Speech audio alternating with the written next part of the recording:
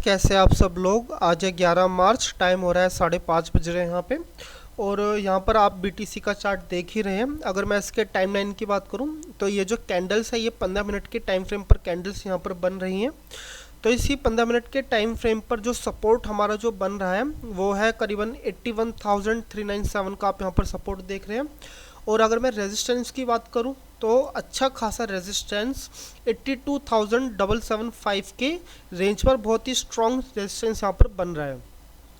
तो अभी फ़िलहाल मैं अगर मार्केट में कहूँ कि भाई मेरा क्या पॉइंट ऑफ व्यू है, मैं किस तरफ मैं ट्रेड लेना चाहता हूँ, तो देखिए मैं नीचे की तरफ मैं ट्रेड तो मैं बिल्कुल भी एग्जीक्यूट नहीं करना चाहता। इसका मैं आपको एक रीज़न बता देता हूँ। जरा सोचिए, देखो एक कैंडल क्या है, 15 मिनट के टाइम फ्रेम पर एक कैंडल यहाँ पे बन रही है। तो यहाँ पर कम से कम नहीं तो देखो करीबन 1 घंटे से ऊपर की जो कंसोलिडेशन आपको यहाँ पर देखने को मिल रही है। आप हमेशा ध्यान रखिए कि जब भी आप कोई लंबी कंसोलिडेशन देखें तो वहाँ पर आप उस सपोर्ट पे बाइंग या परचेजिंग या सेलिंग कुछ भी मत कीजिए। जैसे कि एग्जांपल के तौर पे 15 मिनट की कैंडल अगर ख़त्म होती है ये वाली, ठीक है, जैसे कि पिछली कैंडल आपको यहाँ पर 15 मिनट की देखने को मिल रही है, जो कि एक अच्छी खासी एक रेड मारीबुजू कैंडल में क्लोजिंग दी है। अगर ये वाली कैंडल भी रेड वाली में ही क्लोजिंग देती है और इसी तरह से ही क्लोजिंग देती है, तभी भी आपको नीचे की तरफ बाइंग नहीं करनी चाहिए। सॉरी, मतलब आपको नीचे की तरफ आपको सेल नहीं करना चाहिए। इसका कारण यह कि जैसे ही ये वाली कैंडल मान के चलो यहाँ पे क्लोज हुई, यानी 81,397 पे ही क्लोज हुई, तो इसके भाई बहुत सारे चांसेस हैं, मतलब करीबन नहीं तो 80% चांसेस हैं कि यहाँ पर आपको एक बाइंग देखने को मिले और यहाँ पर एक स्पाइक देखने को मिले, जिसकी वजह से क्या होगा कि आपका यहाँ पर एसएल हो सकता है। ठीक है, तो ऐसी कंडीशन में देखो, अगर आप फिर भी आप नीचे की तरफ ही सेल करने की सोच रहे हैं तो आपको यहाँ पर क्या करना चाहिए। वैसे तो मैं 5 मिनट के टाइम फ्रेम पे ही मैं ट्रेड करता हूँ, ठीक है, तो फिर चलिए मैं आपको बताता हूँ 5 मिनट के टाइम फ्रेम पर। ठीक है, हाँ जी। तो अब हम यहाँ पर 5 मिनट के टाइम फ्रेम पर हम देख रहे हैं। तो जी देखो, मान के चलो ये वाली कैंडल यहाँ पे क्रॉस हो, ठीक है, मतलब क्लोजिंग दे दें। यहाँ पर क्लोजिंग देने के बाद ना फिर एक कैंडल बने जो कि वो नीचे की तरफ ना जाए बल्कि ऊपर की तरफ जाए, ठीक है, और ऊपर की तरफ जाने के बाद फिर वो नीचे की तरफ आए, तो आपको फिर इस वाले लेवल से यानी कि 81,397 के लेवल पे आपको फिर यहाँ पे क्या करनी चाहिए, सेलिंग करनी चाहिए। ठीक है, तो कभी भी ऐसा नहीं है कि देखो कभी भी ना सपोर्ट पर अगर रेड रेड कैंडल ही बनती जा रही है तो उनमें आप एंट्री मत लीजिए। आप वहाँ पर एक ना करेक्शन का इंतजार कीजिए, यानी कि एक करेक्शन हो, यानी कि मार्केट थोड़ा सा ऊपर की तरफ जाए, ठीक है, और फिर नीचे की तरफ कैंडल बना करके जाए, तब आपको वहाँ पर क्या करनी चाहिए, ट्रेडिंग करनी चाहिए। अब जैसे कि आप यहाँ पर देखिए मल्टीपल टाइम्स में मार्केट क्या कर रहा है, 81,397 पर आ रहा है, यहाँ पर देखो स्पाइक बना रहा है और फिर से बायर्स क्या कर रहे हैं, इसको ऊपर की तरफ धकेलने का काम कर रहे हैं। अगर आप देखोगे तो ये कितनी बार हुआ है, ये 1 बार, 2 बार, 3 बार और अब ये चौथी बार भी होने की पूरी प्रोसेस में है। ठीक है, तो देखो मैंने तो आपको यहाँ पर बता दिया कि अगर मैं सेल की तरफ जाऊँगा ना तो मैं इस तरह से बनती हुई कैंडल्स में तो नहीं जाने वाला। सेल की तरफ मैं तभी जाऊंगा जब यहाँ पर एक करेक्शन आए और फिर मार्केट नीचे की तरफ जाए, तब मैं देखो सेल की तरफ में जाने वाला हूँ। ठीक है, वरना मैं तो अभी ना तो मैं सेल की तरफ जाने वाला हूँ ना मैं बाइंग की तरफ जाने वाला हूँ। मैं तो इस स्थिति में पूरी तरह से न्यूट्रल हूँ। आप जरा एक चीज़ और देखिए, आपको यहाँ पर एक रेंज दिखाई दे रही होगी, ये रेंज है 81,397 से लेकर के ये रेंज है 82,000 की रेंज है। ठीक है, यहाँ पर क्या है, यहाँ पर बायर्स बैठे हुए हैं कि यानी कि मार्केट यहाँ से टच करता है तो बायर्स क्या करते हैं, उसको ऊपर की तरफ धकेल देते हैं। और 82,000 के लेवल पर कौन बैठे हुए हैं, यहाँ पर बैठे हुए हैं सेलर्स, कि जब बायर्स जब यहाँ पर आते हैं तो सेलर्स क्या करते हैं, उनको फिर नीचे की तरफ धक्का देते हैं। जैसे कि देखो यहाँ पर ये जो कैंडल बनी, ठीक है, ये एक स्ट्रॉन्ग मारी बूजू कैंडल बनने जा रही थी, लेकिन जैसे 82,000 पे आती है तो वैसे आपको क्या देखने को मिलती है, यहाँ पर एक स्पाइक देखने को मिल रही है।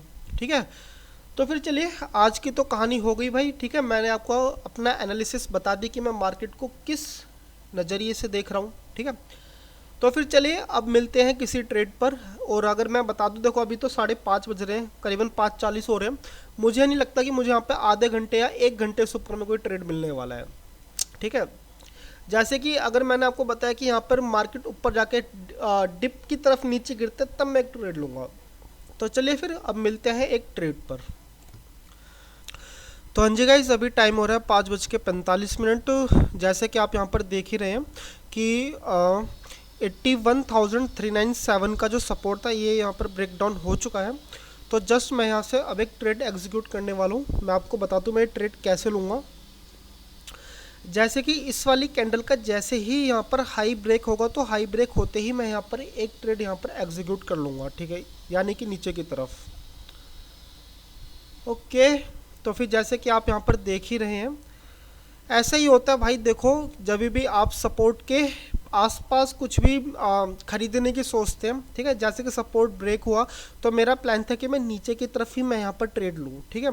तो अगर मैं यहाँ पर नीचे की तरफ ट्रेड लेता, ठीक है, अगर ये इसका लो ब्रेक होता ना तो काफ़ी ज़्यादा कंफर्टेबल मैं होता है यहाँ पर। अब जैसे कि आप देख ही रहे एकदम से यहाँ पर क्या है, पुश बैक आया है।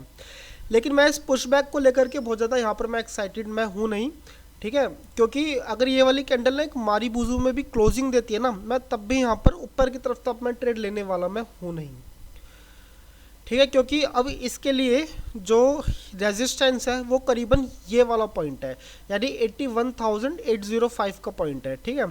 चलिए, वो तो जो अब देखते हैं कि भाई इस वाली कैंडल के ऑफ हो जाने के बाद क्या ये एक मारी बूजू में क्लोजिंग देती है या फिर एक स्पाइक बनाती है। अगर ये वाली कैंडल स्पाइक में क्लोजिंग देती है फिर तो हम फिर भी नीचे की तरफ ही जाएंगे, ठीक है। तो चलिए फिर 3 मिनट बाद मिलते हैं। तो हाँ जी गाइस, अभी टाइम हो रहा है 6 बज रहे हैं यहाँ पर। तो मैं यहाँ पर आपको कुछ चीज़ अपडेट कर देता हूँ। तो मैं आपको उससे कह रहा था कि अगर ये वाली कैंडल ग्रीन में क्लोज हुई थी लेकिन फिर भी मैं नीचे की तरफ सोच रहा था कि मैं नीचे की तरफ ही मैं सेल करूँगा, लेकिन कुछ चीज़ ऐसी हुई नहीं। यहाँ पर एक अच्छी खासी मारी बुजू कैंडल बनी, ठीक है। तो अब क्या चीज़ें चल रही हैं कि देखिए यहाँ पर एक अच्छी खासी रिजेक्शन कैंडल मुझे यहाँ पर मिली है, और जैसे ही इस कैंडल का लो ब्रेक होगा मैं नीचे की तरफ मैं सेल की तरफ जाऊँगा। और यहाँ पर मैं बता दूँ, अगर यहाँ पर कैंडल अगर मेरे फेवर में जाती है, यानी कि अगर वो नीचे की तरफ गिरती है, तो मैं इसके सिर्फ 3 मिनट या 3.5 मिनट के अंदर ही मैं कुछ भी प्रॉफिट होगा वो मैं लेकर के निकल जाऊँगा यहाँ से, ठीक है। क्योंकि शायद मुझे ऐसा लगता है कि हो सकता है कि मार्केट देखो इसको भी टच कर जाए, ठीक है, यानी कि सपोर्ट को भी टच कर जाए। और ऐसा भी पॉसिबल है कि मार्केट में करीबन नहीं तो एक कैंडल या दो कैंडल छोटी छोटी बना करके शायद ऊपर की तरफ भी चीज़ें जा सकती हैं, ठीक है। तो चलिए फिर ठीक है, जैसे ही इसका लो क्रॉस होगा तो मैं यहाँ पर एक एंट्री लूँगा। चलिए, ओके, चलिए भाई। तो यार देखो, बिटकॉइन के अंदर ना चीज़ें होती भी बहुत तेज़ी से, जैसे कि अभी जस्ट आपने देखा कि एकदम से कैंडल नीचे की तरफ गई, हमें पता भी नहीं चला, ठीक है। तो हाँ, इस तरह से चीज़ें होती हैं। तो ओके, अब देखो मैं नेक्स्ट कैंडल के अंदर रुकूंगा या नहीं रुकूंगा, ये चीज़ें फ़र्क डालेगी सिर्फ और सिर्फ इस कैंडल की फॉर्म पर। अगर ये वाली कैंडल अच्छी खासी मारी बूजू में क्लोजिंग देती है ना, तब फिर देखो मज़ा आएगा बैठने में, ठीक है। तो चलिए पहले मैं अपना एसएल लगा दूं, क्या पता एसएल ही हिट हो जाए। यहाँ पर एसएल लगेगा 81,897 पर, 81,897 पर, ठीक है। यानी कि एसएल करीबन 2.34% का यहाँ पर मेरा एसएल है। तो मैं इस ट्रेड को तो देखो मैं होल्ड करने वाला हूँ करीबन 2 मिनट तक। अब ये देखो डिपेंड करता है कि यार देखो ये किस तरीके से फॉर्म होगी, ठीक है। अगर ये कैंडल काफ़ी अच्छी फॉर्म में क्लोजिंग देती है, यानी कि एक मारी बूजू में क्लोजिंग देती है, तो फिर हम टिकेंगे, फिर हम अगली ट्रेड के लिए भी टिकेंगे, ठीक है। अगले 5 मिनट के लिए भी हम यहाँ पर होल्ड करेंगे। तो फिर चलिए आप ट्रेड को देखिए, एंजॉय कीजिए, फिर इस कैंडल के बाद मिलते हैं।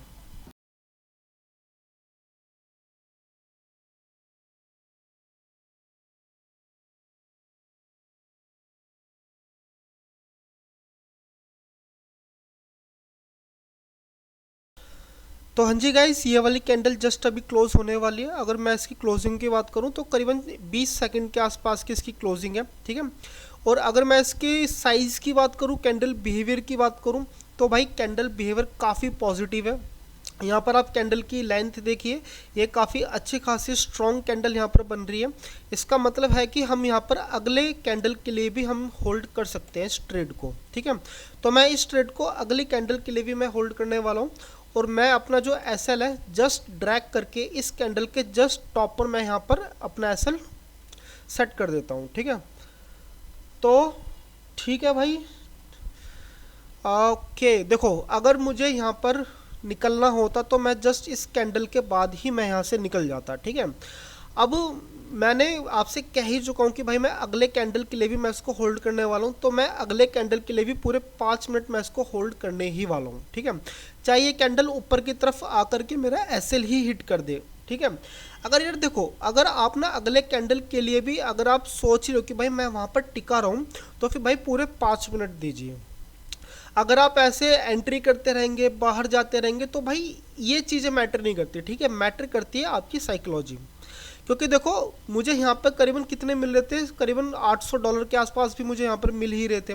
अगर मैं $800 लेके भी निकल जाता तब भी देखो मेरे इसमें बेनिफिट ही होता। ठीक है, लेकिन मैंने सोचा क्या कि भाई ये वाली कैंडल एक अच्छी खासी मारी बूजी में क्लोजिंग दे ही चुकी, तो फिर अब मैं क्या करूँगा, अब मैं एक नेक्स्ट कैंडल के लिए भी मैं यहाँ पर जाने वाला था। ठीक है, तो जस्ट ठीक है, अब मैं इस कैंडल में से निकलूँगा नहीं निकलूँगा ये तो भाई जस्ट जब इस कैंडल में 1 मिनट बचेगा तभी मैं देखूँगा। ठीक है, अभी तो देखो कैंडल में पूरे यार 3.5 मिनट, अब बहुत होते 3.5 मिनट। ठीक है, तो फिर चलिए इस ट्रेड को आप एंजॉय कीजिए। अब मिलते हैं नेक्स्ट कैंडल पे, या तो मैं इसको ट्रेल कर रहा हूँ या फिर मैं इसके अंदर शायद अगर कुछ निकलने का मौका मिला तो कुछ थोड़े बहुत पैसे लेके निकल जाऊँगा। ठीक है, चलिए फिर मिलते हैं इस कैंडल के बाद।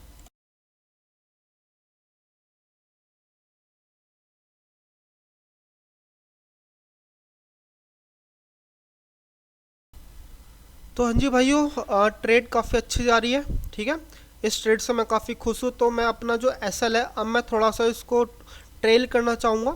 मैं अपने एसएल को ट्रेल करके जस्ट इस कैंडल के टॉप पे मैं यहाँ पे रख देता हूँ। देखो अब मैं यहाँ पर काफ़ी सेफ हूँ।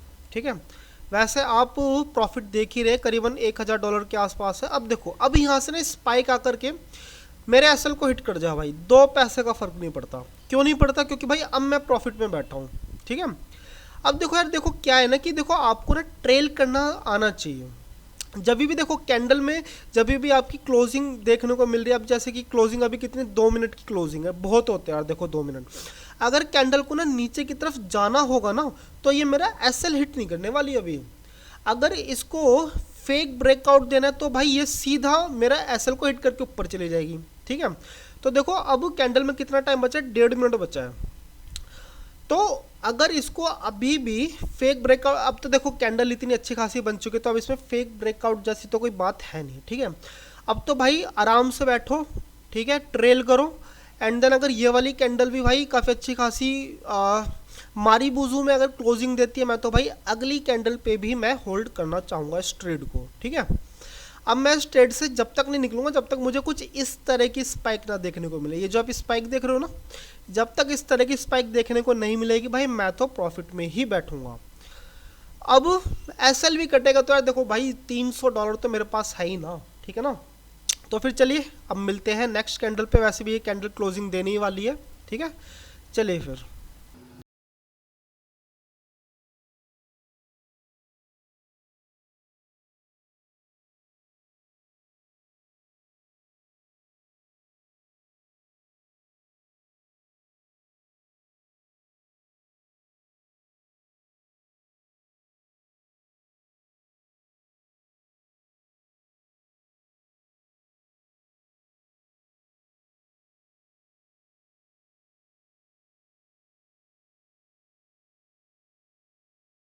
तो हाँ जी गाइज, अब टाइम आ चुका है कि मैं अपने एसएल को और ज़्यादा ट्रेल करूँ। ठीक है, मैं अपना एसएल ट्रेल करके जस्ट इस कैंडल के टॉप पर मैं यहाँ पर रख रहा हूँ। तो देखो मैंने यहाँ पर एसएल अभी इस टाइम क्यों ट्रेल करा, क्योंकि देखो अभी तो भाई टाइम है, अभी करीबन 2.5 मिनट का टाइम है। तो यार देखो ऐसा है कि देखो यहाँ पर ना ये जो कैंडल है ये पहले से अपने की स्पाइक यहाँ पे बना चुकी है। ठीक है, अगर इस स्पाइक को बनाने के बावजूद भी अगर मार्केट यहाँ से सीधा ऊपर की तरफ जाएगा तो इसका कुछ मतलब नहीं बनता। ठीक है, अगर ऊपर की तरफ जाएगा तो इसका मतलब क्या है कि भाई यहाँ पे फिर से एक फेक ब्रेकआउट आपको यहाँ पर देखने को मिल रहा है।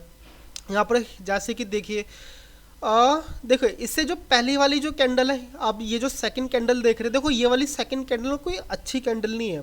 इस कैंडल का जो बॉडी शेप कैसा देखो, यहाँ पर इसके नीचे भी स्पाइक और ऊपर की भी स्पाइक है। इस तरह की बॉडी कैंडल्स का मतलब रहता है कि भाई जो सेलर्स है वो यहाँ पर बहुत ज़्यादा वीक है, ठीक है।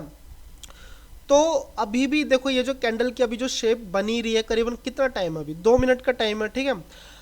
तो इस वाली कैंडल के बॉडी शेप से भी देखने में पता चला है कि भाई सेलर्स यहाँ पर बहुत ज़्यादा वीक है।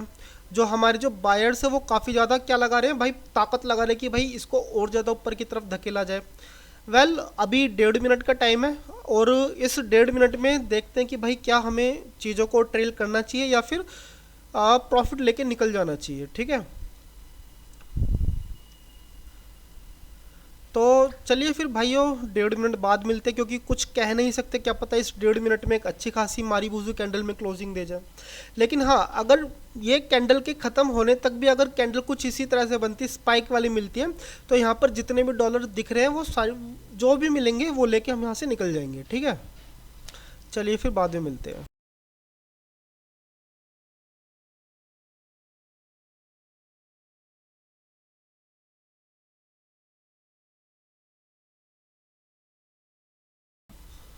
तो हाँ जी भाइयों, जैसे कि आप यहाँ पर देख ही रहे हैं कैंडल अभी जस्ट क्लोज होने ही वाली है। एंड देन यहाँ पर मैं आपसे कह रहा था कि अगर मुझे कुछ इस तरह की स्पाइक देखने को मिलेगी तो जो प्रॉफिट रहेगा वो मैं लेके यहाँ से निकल जाऊँगा, ठीक है। तो मैं यहाँ से अब निकलने वाला हूँ, क्योंकि स्पाइक्स यहाँ पर कुछ अच्छी नहीं बनती दिख रही हैं। तो जी ठीक है, करीबन जो प्रॉफिट हुआ है करीबन $1755 के आसपास का प्रॉफिट है। अब देखो क्या है, अगर यहाँ से ना एक और कैंडल नीचे की तरफ भाग जाती है ना भाई, अब मुझे कुछ ज़्यादा फर्क नहीं पड़ता। देखो यहाँ से निकलने के दो कारण हैं भाई। देखो जब भी ये वाली कैंडल देखो, ये क्या है, काफ़ी स्ट्रॉन्ग मारीबुजू कैंडल है, ठीक है। जैसे जैसे बड़ी कैंडल से छोटी छोटी कैंडल बनती जाएंगी ना, तो वैसे वैसे आप समझ लीजिए कि भाई बायर्स की ना एंट्री हो रही है यहाँ पे। आप जैसे इस वाली कैंडल को देखिए, ये वाली कैंडल क्या थी, देखो बॉडी शेप क्या है, छोटा, और स्पाइक देखिए कितनी लंबी है ना। एंड देन इस वाली कैंडल को देखो, इस वाली कैंडल की बॉडी देखो और इसकी स्पाइक देखो कितनी है। आपने ध्यान दिया होगा कि देखो मारीबूजू के बाद में कैंडल ना दरअसल और ज़्यादा लंबी नहीं होती है, बल्कि कैंडल का शेप छोटा होता जाता है, ठीक है। तो इसलिए जब भी आपको कुछ इस तरह के फॉर्मेशन देखने को मिले, चाहे बेशक ये कैंडल भाई और नीचे की तरफ भाग जाए, कुछ फर्क नहीं पड़ता, ठीक है। मेरा तो यही मानना है कि जब भी आप कुछ स्पाइक्स वाली कैंडल में फंसो तो वहाँ से पैसे लेके निकल जाओ। तो फिर भाई आज के लिए बस वीडियो इतना ही। आपको यहाँ पर वीडियो कैसी लग रही है आप मुझे यहाँ पर कमेंट करके बताइए। चलिए फिर कल मिलते हैं अब।